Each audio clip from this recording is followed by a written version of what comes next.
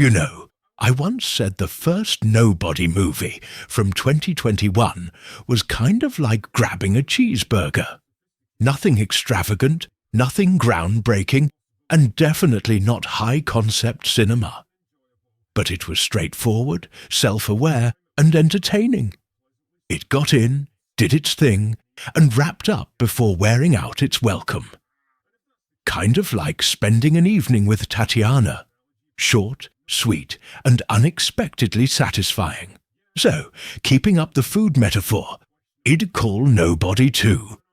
The ice cream sundae you probably didn't ask for, but won't turn down. It's got a few weird toppings, maybe not as fulfilling as the main course, but still a fun, nostalgic treat. Honestly, it's got me craving an actual sundae right now. The point is, Nobody 2 doesn't break new ground. And yeah, it treads familiar territory with a story arc that mirrors the first film a bit too closely. Still, there's enough charm, action and character to make the ride enjoyable. The film sets its goals low, 90 minutes of entertaining low-stakes action, and largely hits the mark. We catch up with Hutch again, now working off a debt as a hitman. The long hours and constant chaos have strained things at home, so he decides to take the family on a summer getaway to Plummerville, a nostalgic spot from his childhood. Predictably, things go sideways when his son gets into trouble with a local bully. Hutch steps in to defend him, and well, you can probably guess what kind of chaos that triggers. Before long, Hutch finds himself clashing with a shady sheriff, a corrupt amusement park tycoon, and pretty much the entire town.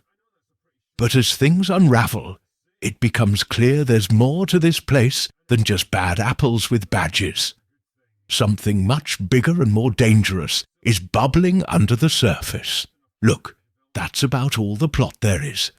And with a runtime of just 90 minutes, that's not a bad thing. The story mostly exists to set up fight scenes and a bit of character drama. There's just enough of a narrative thread to connect everything. But don't expect depth or complexity. And yeah, Hutch's journey, trying to reconnect with his family after growing distant due to work, is basically a repeat of the first movie's emotional beats.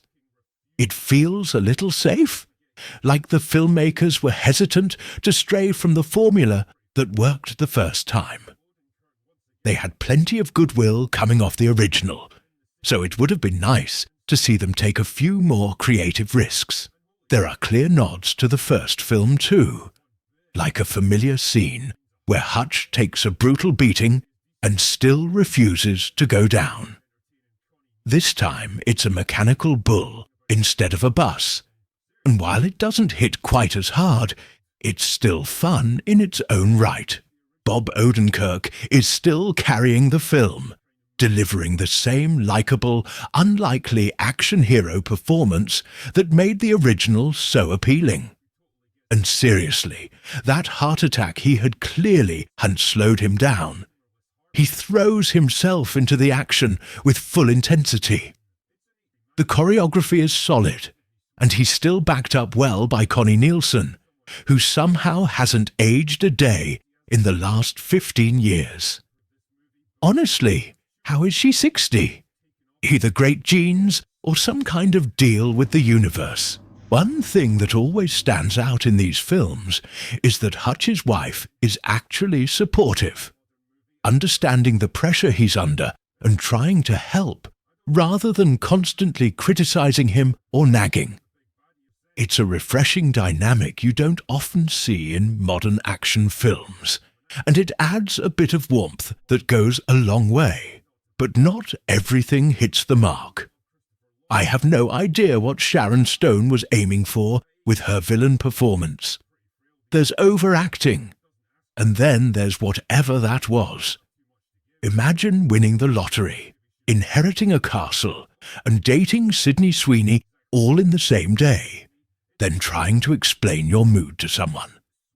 That's about 1% of the over-the-top energy she puts into every single line. It's baffling, considering she's clearly capable of much better. And as much as I love Christopher Lloyd, he's like the eccentric grandpa we all wish we had. At 86, he's clearly slowed down. The script doesn't give him much to do, probably because he's not able to handle too much physically anymore. Honestly, it might have been kinder to let him sit this one out. In the end, Nobody 2 didn't blow me away, but it did exactly what it needed to. Deliver a fast-paced, no-frills, brain-off action flick. It doesn't overstay its welcome, it doesn't take itself too seriously, and it certainly didn't need a $200 million budget to work.